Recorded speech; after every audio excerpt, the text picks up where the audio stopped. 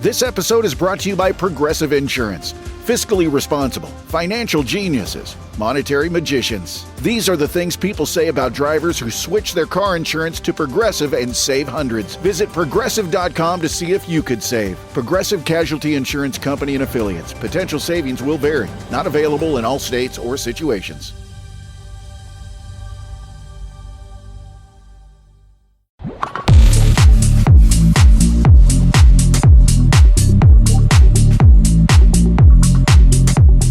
All right. Welcome back to the Chicago Tomahawk. I'm Mike. Got my line mate Matt with me. We're trying something new today. I think that we're live streaming this, or we're trying to. Anyways, just trying something new. Should be fun. Do a live podcast. So we'll start this off. The Hawks lost to Philadelphia yesterday in overtime. Man, that was a heartbreaker, man. I thought that they were going to win that. Hawks were winning 2-0 up until about, I think it was like the 12:50 or 12:30 mark. And Philadelphia didn't look too good in the first period. Second period, they were starting to come alive a little bit, and then the third period, they were really out there flying around.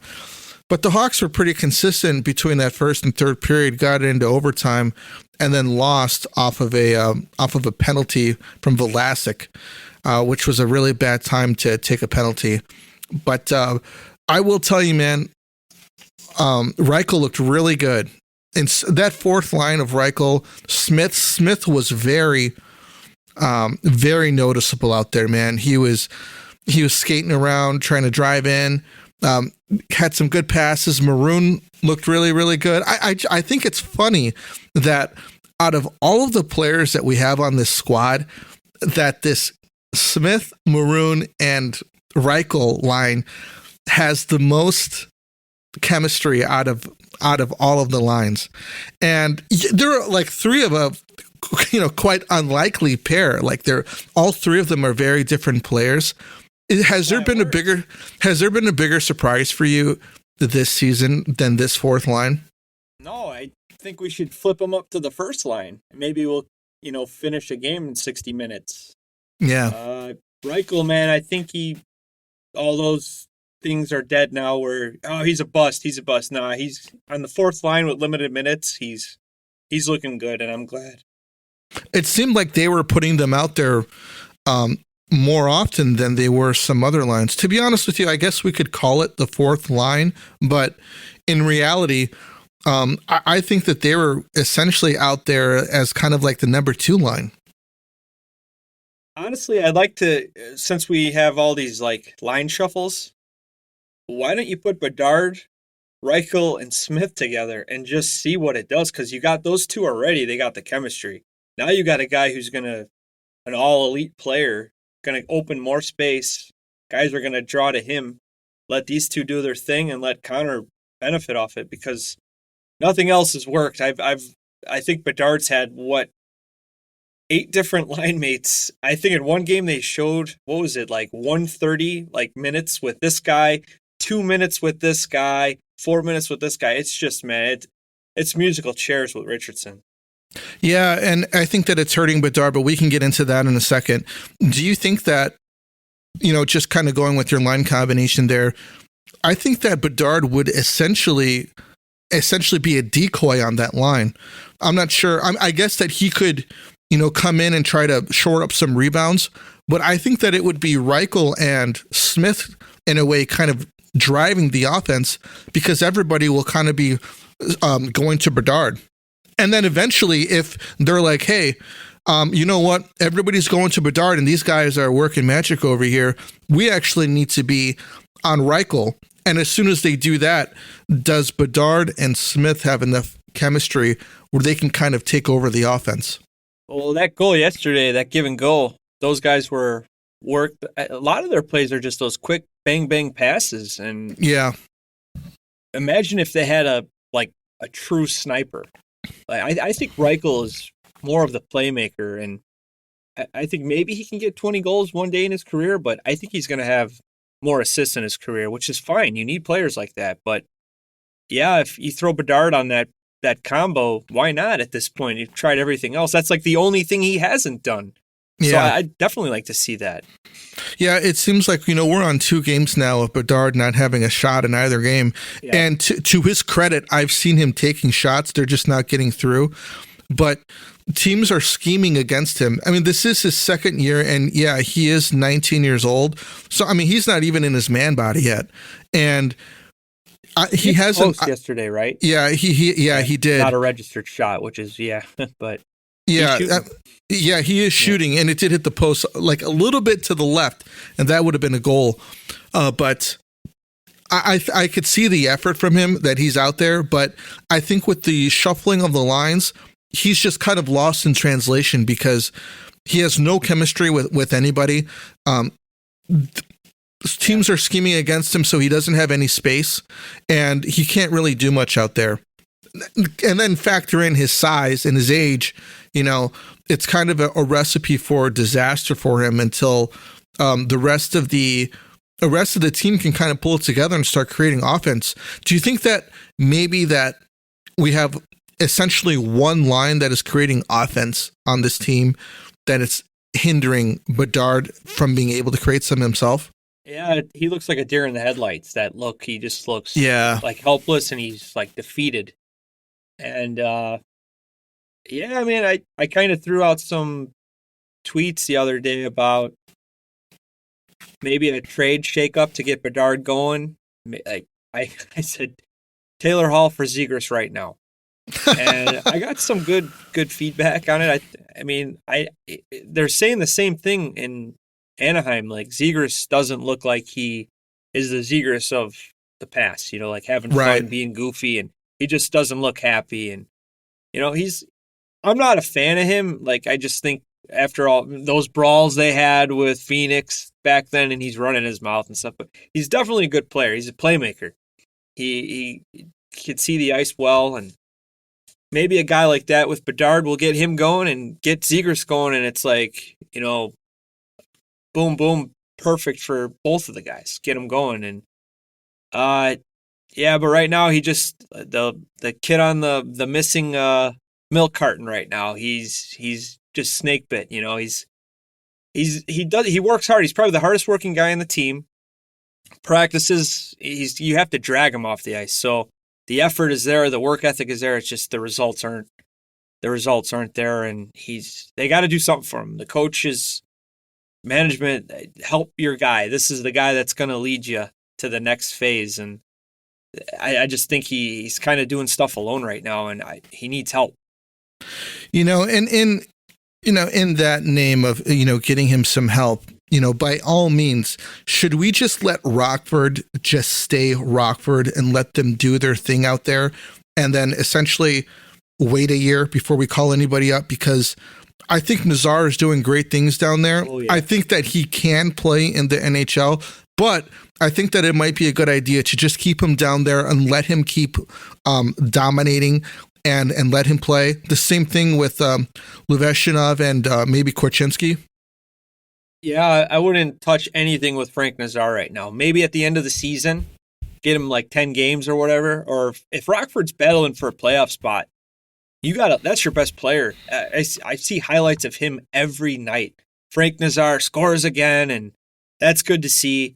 I saw a good piece about Nolan Allen too. I know he's up here. They're saying he's going to be just a steady stay-at-home guy with Korchinski, or no, I'm sorry, not Vlasic one day. We're going to have 2 really good shutdown guys. They were patient with him. I think he played the whole season last year in Rockford. Oliver Moore scored last night in Notre Dame. My brother-in-law was there. He sent me a cool clip of it. I actually posted it. He's going to be good on this team one day. He'll probably be, he might even be that number 1 center, and they're going to keep Bedard on the wing. You never know. But going back to your question, I think I would definitely leave Rockford alone until, end of the season. You want to see let's give this guy a 5-game trial or something. Sure. I would like to see some Korchinski this year, but maybe it is a good idea to just let him play the year out in Rockford. Yeah, Nolan Allen, I think, has been someone that has, I wouldn't say surprised me, but he's been pretty solid, man. He moves the puck pretty well. He skates pretty well. I didn't see him make any mistakes yesterday. And I saw him taking some penalties at the beginning of the year that in the last, I would probably say 3 or 4 games, I haven't seen him doing as he was at the beginning of the year. I think that he's a fast learner, and I think that he looks good out there, man. Yeah, I read something. I forgot who wrote it, but they were both raving about Nolan Allen and Vlasic. Like, the future looks good for 2 shutdown guys, and that's what you need. You need at least 3 or 4 good shutdown guys, and you need your 2 or 3 puck movers, kind of a two-way guy. Hoping that's Korchinski, and well, we're stuck with Jones for a while.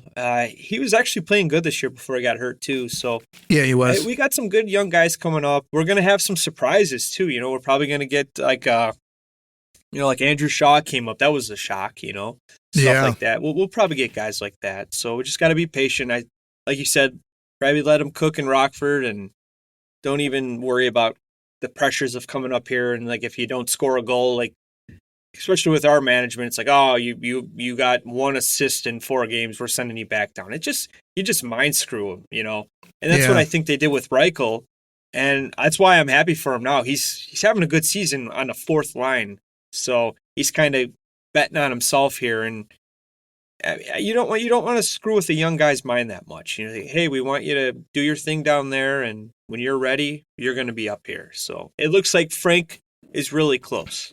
So you look at Alex.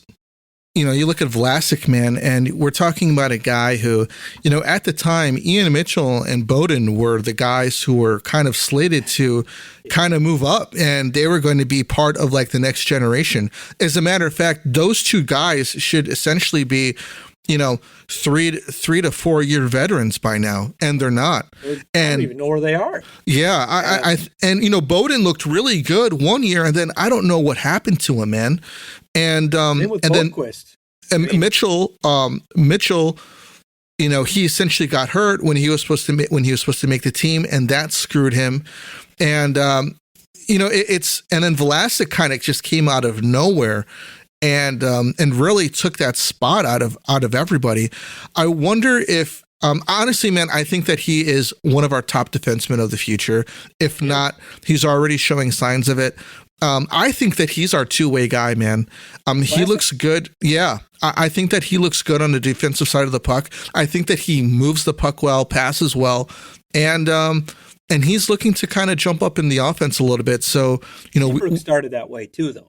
Oh, did he? Seabrook was more of a anchor and playing defense first, but later in his career, I noticed he got more confidence, and I'll take a chance, And sure, he would score some big OT goals in the playoffs because he did. He saved it for when it mattered most. Yeah, but I could see Vlasic kind of taking that 2-way role. But right now he's kind of, which is good. He's worrying about the position in his own end first. That's what a lot of guys they don't learn.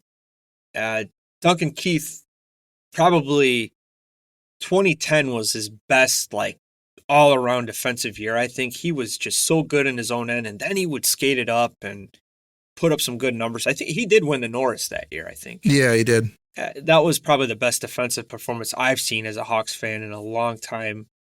But I don't know if Vlasic will ever be like that, and that's fine because he's not. I think he could be better in his own end than Duncan Keith was, though.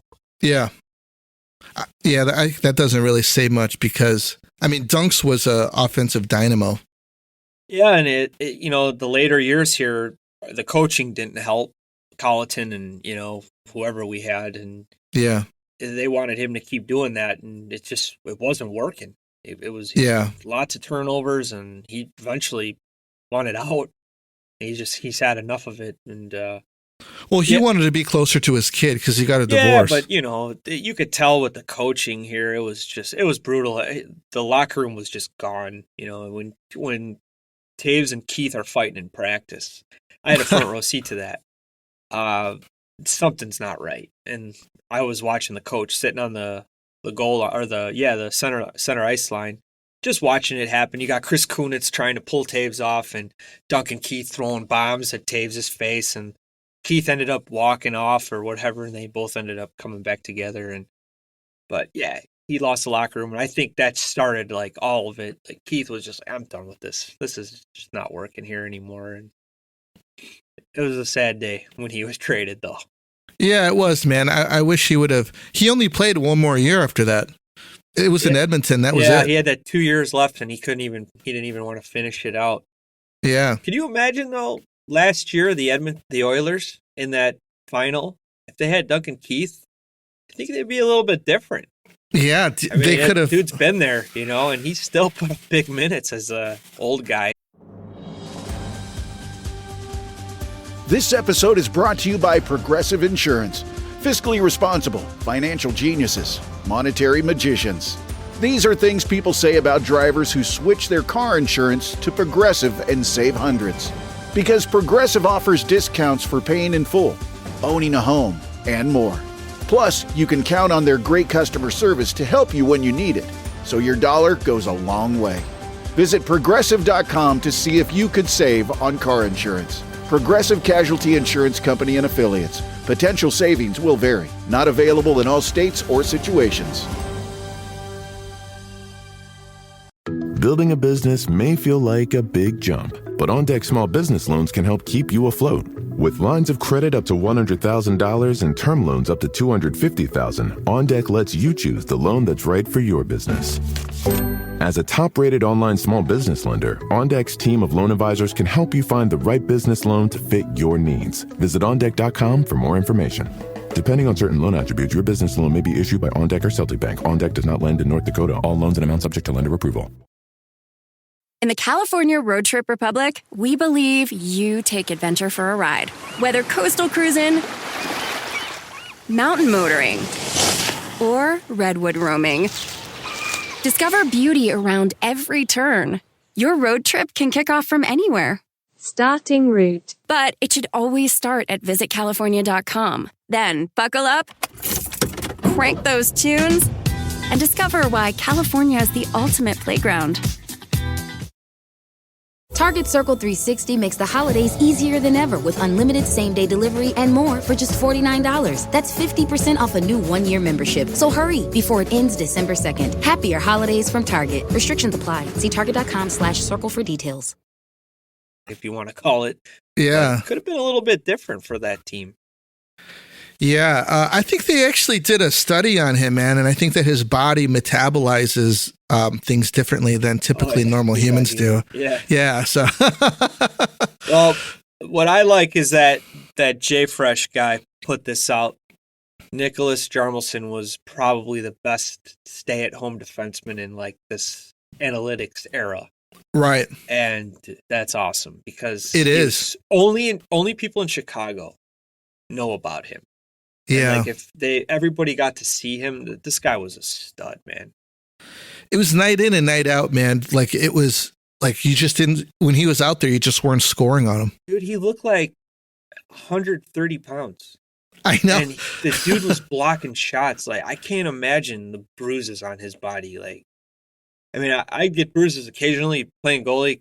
Sometimes they get hit where, there's no padding or anything, but the forward chest protectors and pants, they're not anything near where goalies have. And I just can't imagine like taking one in the chest like that and just getting up and blocking another one and barely making it to the bench. That's what those Shea Weber bombs. Do you remember those? Oh God, dude was just a warrior blocking shots. Yeah. He was actually pretty big though. I think he was 6'4". Hammer? Yeah. I don't think so, dude. Yeah. I saw him face up. to face. He was really skinny. He might have been, I bet you he was like maybe 5'11", 6 foot, but he was not a big guy. And he's skinny, thin. He's built 6'2". He's built like Ryan Miller, man. Just really big. But, Ryan Miller was pretty skinny too. So after that USA Canada game, I'm like, someone go get this guy a Baconator. He needs to eat. He's like 30 pounds right now. He was so good in the Olympics, and we have that though. Like the four nation faceoffs, man. That's going to be so good for hockey, and especially get things ready going for the Olympics. Yeah, I'm really looking forward to that. It really sucks that Russia isn't included in that though. Like they should be. I don't know how you can have a tournament without Russia, because that's the best players, unfortunately, in the league are Russians. Like the goaltenders are. Yeah. You got Kucherov. There's so many good Russian players. Ovi's a freaking legend. Yeah. But yeah, it's that the political thing. They don't want to include him, and whatever. Hawks are taking on the Stars next. I wonder if they're going to follow their trend of, bombing games against, terrible teams and then winning games against, That's good their teams. identity, man. That's the identity. We beat Stanley Cup contenders, but we lose to garbage rebuilding teams or middle teams. Oh man, that's so funny. Ovi's out 4 to 6 weeks, man, and this is something that I mentioned prior, that there was going to be Father Time is going to show up sooner or later. He's had a really great start to the season. He's really charging towards that, breaking Gretzky's goal record. And, he gets this injury, and it was kind of off of a fluke play too. I think it was kind of like a leg to leg type of a thing, but he has a broken fibula. That's going to take time to repair itself. And then coming back, he's not going to really be skating. So what's his conditioning like? And his conditioning wasn't really exactly, elite when he came into the season. Is this going to be like the start of when, being an elite player, playing for a long time, you take some time off from really not doing anything and then come back in, maybe if he just starts drinking beer and, drinking Cokes like he typically does, he can keep Cheetos. On banging on and hot Cheetos, Yeah. Well, you don't have to, his rehab, just put him in his office and just keep firing him. Have Dylan Strome just fire him that one-timer pass.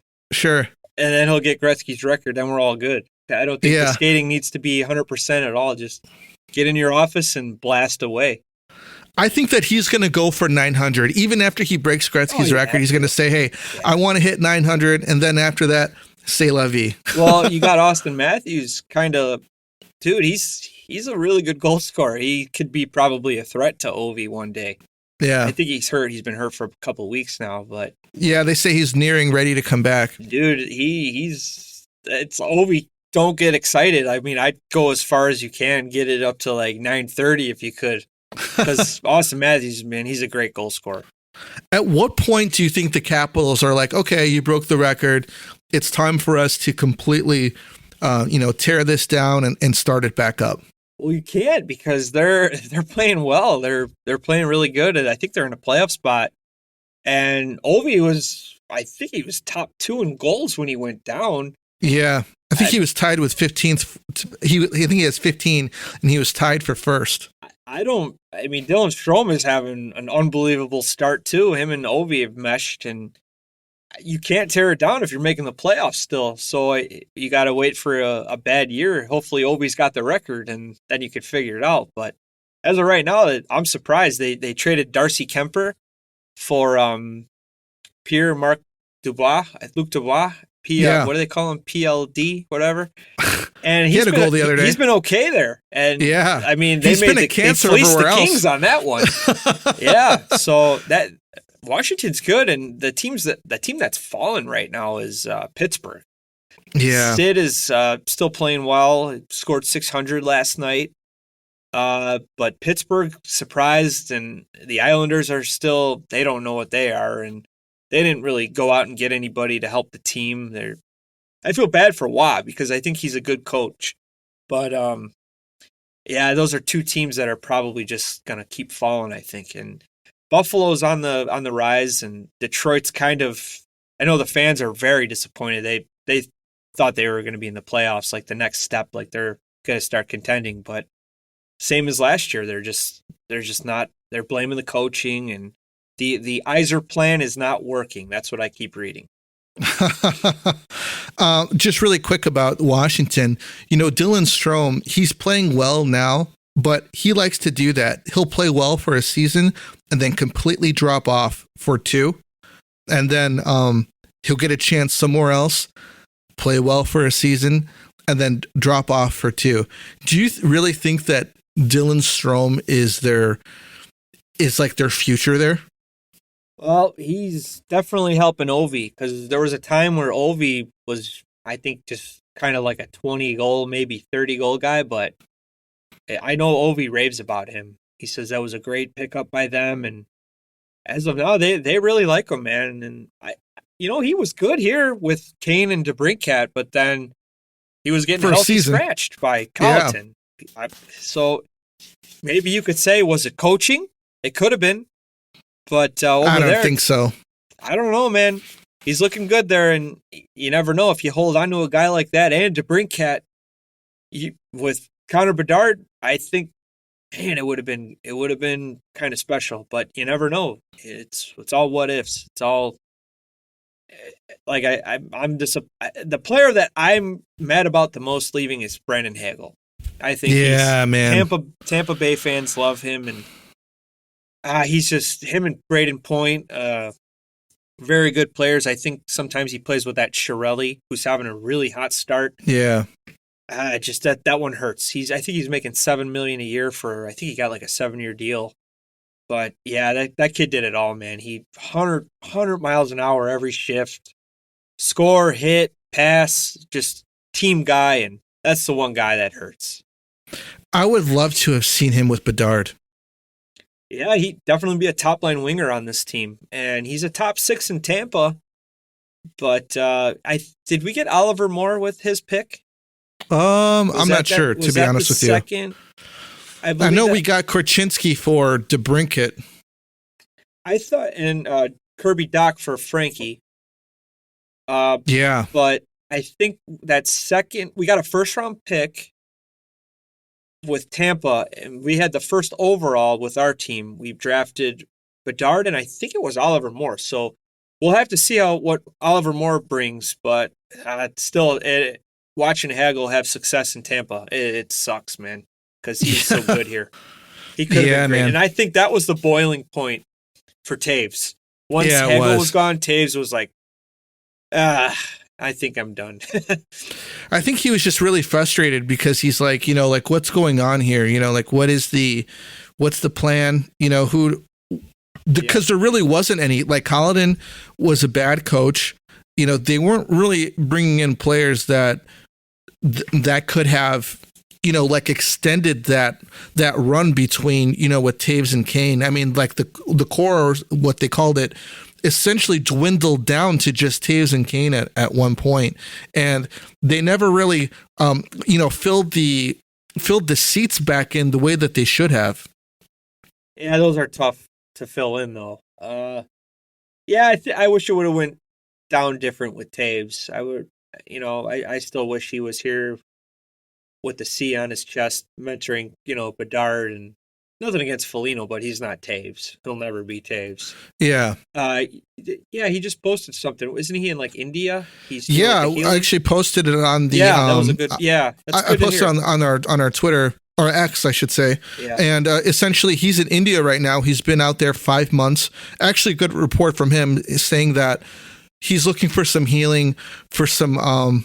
He's been having some health issues, and he's essentially looking for a path forward because he hasn't really seen one. He's had these health issues. He didn't want to stop playing hockey, and he's essentially, man, I think that he's finding closure in the way that his career ended because, keep in mind, Taves has been elite all of his life, and he came into the league and he made an impression as soon as he came in, and by season 2, man, he was one of the best centers in the league. Won 3 cups, was considered, a top 100 player, and I think he deserved to be there, man. And out of nowhere, COVID hits, and it essentially took away his professional career, and he's been dealing with those long COVID symptoms, and he's finding healing, and he's finding that his health is getting better by by what he's doing out there in India. And, I'm all for that, man. I'm all for people going out and finding, doing some, other than going to big pharma and trying to find or look for pills to take to fix whatever you think is going wrong, finding more medicinal avenues, natural things that you can do. And a lot of times when people are able to do that, they find a way out of what they're doing. I know psychedelics is really big right now where, and it's to completely change the subject, but a lot of veterans that are suffering from PTS are going to, some are going to Mexico and going through like these psychedelic treatments. I think Aaron Rodgers did this too. And Dan Carcillo's big on that too. And doing psychedelics, and they have found that has been helping them with their PTS and giving these people a way forward, which I'm all for it, man. And if these guys can do these things, if Taves can find peace, after a long playing career, I'm all for that, man. I'm not sure if he's dating anybody. I know he had a girlfriend for a long time. Maybe having a family can help him as well, because something you could focus your energy on. I think he'd be a good GM, man. I think that he'd be a good executive. Even if he wanted to come in and just to put the skates on and be a coach, maybe a center's coach, a center's coach for the Blackhawks, dude, that would be freaking huge, but usually just so he has some skin in the game. That. Yeah. But as soon as he walks through the door, they should have the banner ready to go to the rafters with his number on it. I could fix Taves in 5 minutes. Lace him up and put him one-on-one versus Kessler, because he'll bring out the best Taves you'll ever see. 'Cause that was unbelievable. Yeah, man, those two playing one-on-one was the best hockey I've ever seen. Yeah, it was. This episode is brought to you by Progressive Insurance. Fiscally responsible, financial geniuses, monetary magicians. These are things people say about drivers who switch their car insurance to Progressive and save hundreds. Because Progressive offers discounts for paying in full, owning a home, and more. Plus, you can count on their great customer service to help you when you need it, so your dollar goes a long way. Visit Progressive.com to see if you could save on car insurance. Progressive Casualty Insurance Company and Affiliates. Potential savings will vary. Not available in all states or situations.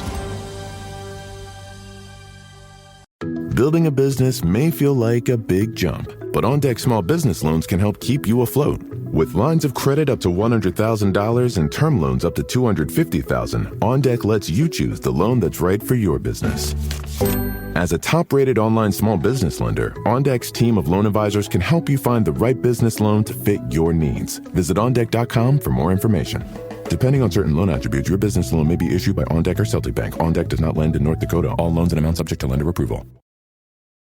In the California Road Trip Republic, we believe you take adventure for a ride. Whether coastal cruising, mountain motoring, or redwood roaming, discover beauty around every turn. Your road trip can kick off from anywhere. Starting route. But it should always start at visitcalifornia.com. Then buckle up, crank those tunes, and discover why California is the ultimate playground. Target Black Friday deals are here. Get up to 50% off tech, video games, toys, small appliances, holiday trees, and more. Plus, save on the essentials to get your house ready for the season. Save more on gifts with Black Friday deals. Happier holidays from Target. Restrictions apply. Man, Joe Thornton had his number retired yesterday by the Sharks. Jumbo Joe. It's so crazy, man, because there's a part of me, kind of like Two-Face, I hate his ass. He's a Bruin to me, but then he's also a Shark, He was a Bruin for a long time. He was. I actually had his stats up. He spent he spent 8 years with the Bruins, and it's like, wow, I didn't know he spent that long. And he did score 169 goals and 285 assists for 454 points. That's pretty damn good. Yeah. And that was back in the late 90s to 2004. Okay. But I remember they made that trade. It was a huge deal. Dougie Wilson pulled it off. And remember they stuck him with Jonathan Chichu on the Sharks. This dude scored the Rocket that year. 50 goals. And that's how big of an impact he was. And I hated him, playing him in 2010. where he's, throwing shots at Taves and Yeah. bowling and stuff. They Like, he was fought a couple competitor. times. Yeah. He was a competitor, one of the best playmakers the league's ever going to see. He had But 90 assists one year. How many? 90, I believe. 96. Yeah. His Wow. actually, 96 assists was 2006, the year he was traded. So, yeah, he had 72 with the Sharks that year. Wow. But his numbers with San Jose are amazing. He's got over 1,000 points with the Sharks, 251 goals, 804 assists. It's amazing. Wow. And Doc That's Emmerich a Hall of Fame, practically a Hall of Fame career right he'll there. be in next year. I think next year he'll be in for sure. They said, I remember Doc Emmerich talking about this. He wants an award for the most assists in the league. And he's like, we're just going to have to name it the Thornton Award. Because every year it seemed like he'd get 10 or 15 goals and 90 assists, like Adam Oates, with Brett Hall back in the day. Yeah. But that would be pretty cool. It's well-deserved, man. He was really good with San Jose. He was a rival to us. We got to see him a lot. And, the dude used to put up like 3 assists every game, I felt like, every time we watched him. But him and Marlowe, Nabokov in net, I think Dan Boyle, who am I forgetting? Danny Heatley. Joe Pavelski, Little Joe and Jumbo Joe. Yeah. I think Little Joe will be next, getting his number retired in San Jose. Yeah. Who else was on that team? Danny Heatley? Yeah, they traded Heatley. Wasn't it Heatley for like Havlat or something? I forgot. Yeah. Maybe that was the Minnesota trade. They had one other guy, man, that always stood out. It was Ryan Clough was a guy on that team. He was there. I know. Gosh, Dan Boyle damn. was the defenseman. Vlasic is still there. Logan Couture is actually with the team still. I think he's the captain. I don't think he's played yet. He was a rookie back then. That's how long ago that was. Nabokov in net. They had Niemi a couple years. There was another. Oh, Devin Setaguchi. I fucking hated that guy, man. Yeah, Setaguchi. And then they had JR one year. JR got to play with those guys, and he said he loved it. JR said he loved being in that locker room with those guys. Yeah. He said Doug Wilson saved his life. Yeah, that was a great speech by JR. I don't know if you saw Thornton's speech last night. Do you remember when Thomas Hurdle scored 4 goals in his first game? Yeah, I do. He said that comment, and he said it last night. He's like, I stand by what I said. I would still do that. Like, I had him on I picked him up off the waiver wire after his first game, and I think he had 20 goals that year. Yeah, he's with Vegas now, but he was a good or player 25. Yeah. Yeah, he was kind of a surprise. He was kind of like you mentioned, Andrew Shaw. He kind of came up, and I think that he was a surprise for them.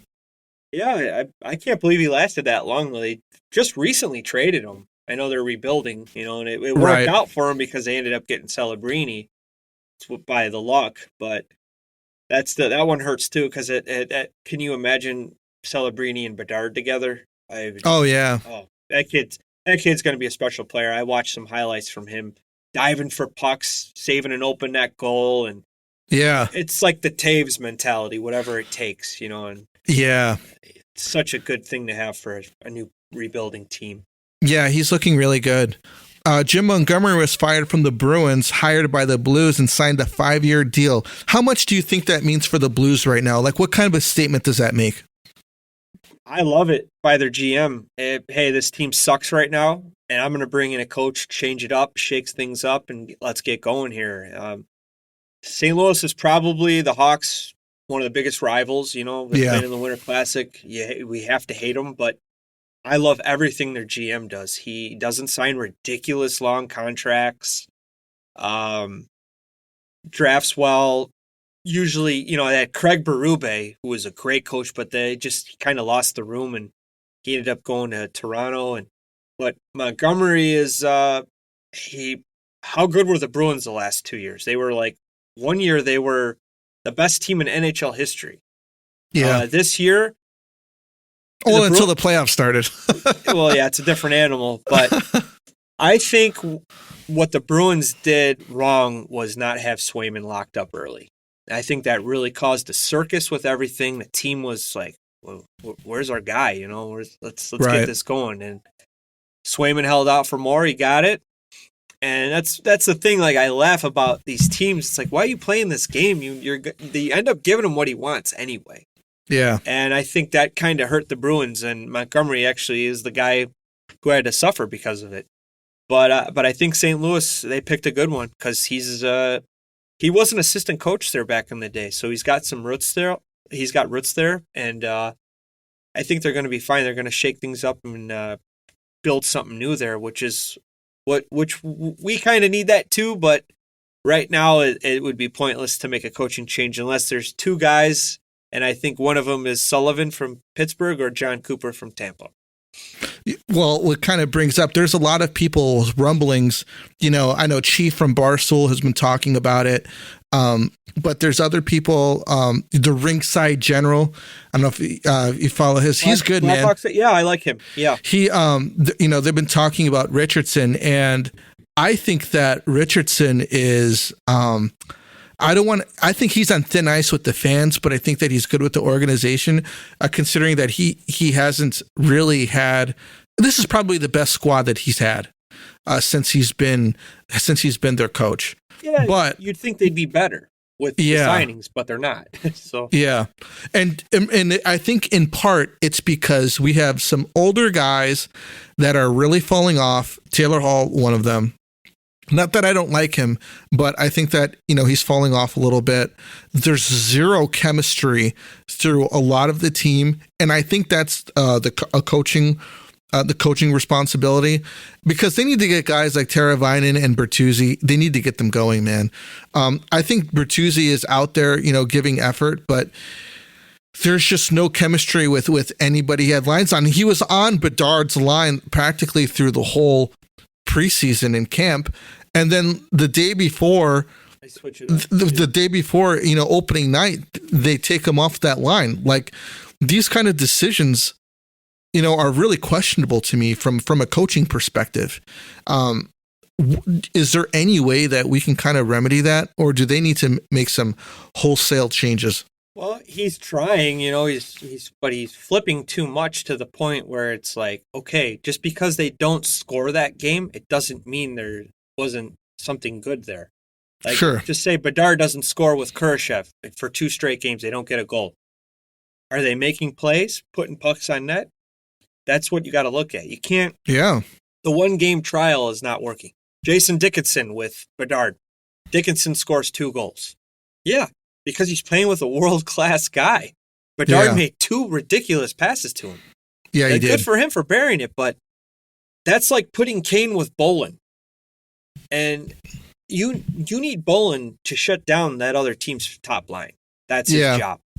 If you got a guy like, the thing that I liked back in the day, you had Bolin, Andrew Ladd were 2 type grinding guys. They were our third line. But they didn't know where to put Marty Havlat. They put Marty Havlat on that other wing. That was the best line we had. And that's like the only time I've seen that work, where you put a complete shutdown guy with a dude who is all offense, Marty Havlat, just creative offense. And then you have a grinder, 2-way kind of 20-goal man, Andrew Ladd. That worked out great. 3 different players. We just don't have that here. We don't have the depth or the problem of Marty Havlat's on your third line. Your team is freaking good then. We just don't have that. Good for Dickinson for scoring, but you're not helping Bedard with that. If Bedard's got to play the defensive responsibility, it's not going to help him in like a number of games. Maybe it'll help here and there, but I don't know. At this point, dude, I don't know what to do. And I don't think Richardson does either. He's just trying anything.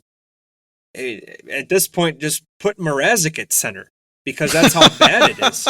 I don't think Bedard is ready to be a center yet. And I think that's something that we really need. That's why I think a trade might help right now.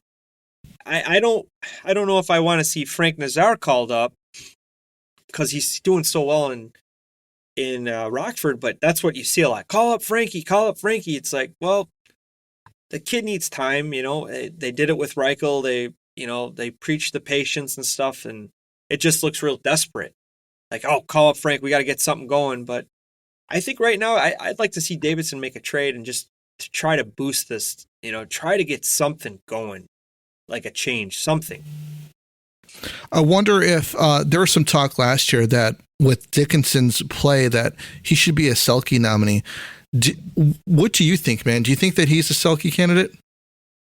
The only guys that said that were Chicago beat writers that just saying that because you got to fluff up the Hawks a little bit, but he is pretty solid on he's the defensive side of the puck. When you got guys in the league they considered Mitch Marner a Selke guy, so I don't know. The days of like Kessler, Bergeron, Taves, and those guys. Datsuk. Those are more Selke guys that two-way put up good numbers and shut you down.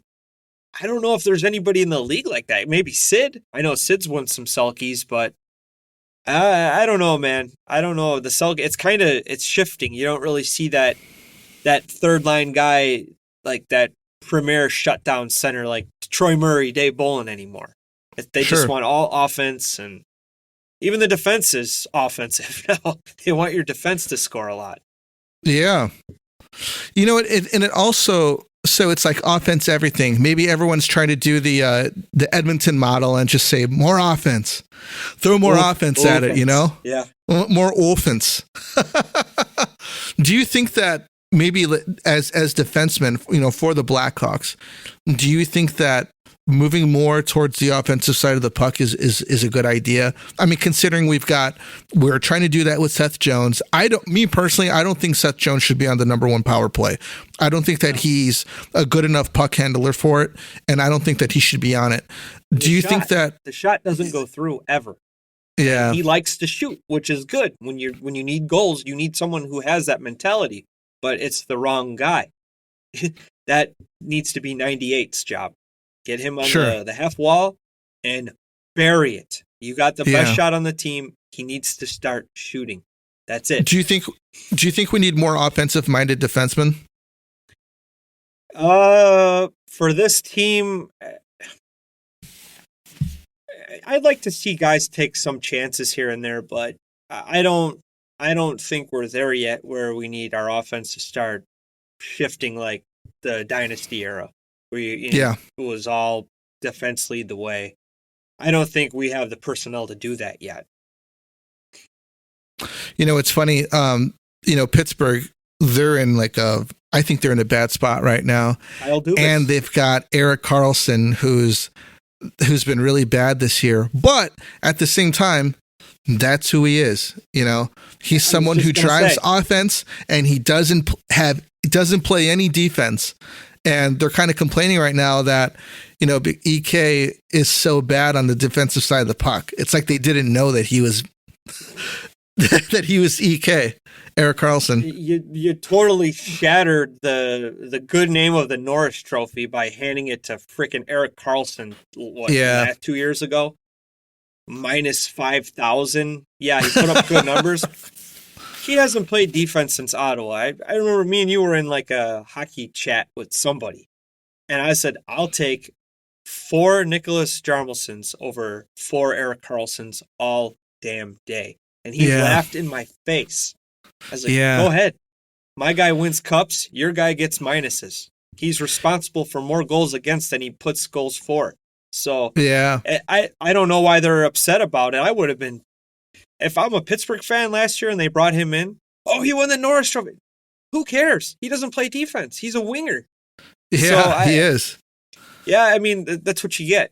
You took Chris Letang's time away and you gave it to that guy. The power play was terrible. They're saying he's blocking shots. He's doing good. He's doing good in his own zone, and I laughed at that. The team's terrible. The team's almost dead last. They might be last. They're definitely at the bottom. Sid's pissed off. Not someone you want to piss off that gives it everything for that organization. He scored 600 goals. I think last night was him and Mario are the only Penguins to do that. But EK 65. I've never been a fan. Good for Mike Greer for getting rid of that contract. I know he's got to eat a little bit of the salary, but who cares? He would probably the worst I don't even know why Dougie Wilson made that trade. Yeah. He had Brett Burns already, who was a good defenseman, and brought that guy. I think they went to the Stanley Cup final, but they didn't even show up for that. So Yeah. Same in Ottawa. They were obsessed with him, and I don't know why. He doesn't play in his own zone, and that's more important as a defenseman. Well, cool, man. We got Thanksgiving going on this week. There's going to be some hockey. Hawks are playing on Friday at 1 o'clock Central, I believe. Like that afternoon game. Yeah, man. I like those early games. So if you got to work, be sure to check out the Blackhawks on Friday. If you're still confused about the CHSN, there hasn't been any changes this week. Listen to last week's podcast. I went over in depth on the CHSN deal, what it is, where you can watch the Blackhawks, and even some suggestions on how you could save money from ditching traditional cable and then subscribing to maybe a couple services and watching the Blackhawks and still watching, getting all the hockey games that are broadcast on ESPN Plus. So, hey, it was great talking with you, Matt. We'll catch you guys on the next one. This is the Tomahawk, and we're out of here.